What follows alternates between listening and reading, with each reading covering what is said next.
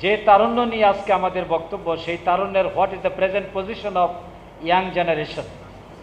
আমি একটি গবেষণা জার্নালে দেখলাম এবং একটি পত্রিকায় এটা প্রকাশ হয়েছে যে বাংলাদেশে বর্তমানে তরুণদের জন্য সবচেয়ে বড় সমস্যা সংকট হচ্ছে মাদকাসক্তি, এবং এটা কিভাবে তরুণদেরকে আক্রমণ করছে তার একটা পরিসংখ্যান আসছে।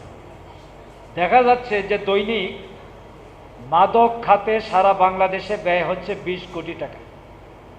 তরুণরা যে মাদক দ্রব্য সেবন করছে তার টোটাল যোগফল হলো 20 কোটি টাকা। 365 দিয়ে যদি গুণ করা হয় তাহলে এক বছরে মাদকের পেছনে ব্যয় হচ্ছে 7,300 কোটি টাকা। কল্পনা করা যায় একটা দেশের কি করুণ অবস্থার মধ্যে আমরা আছি।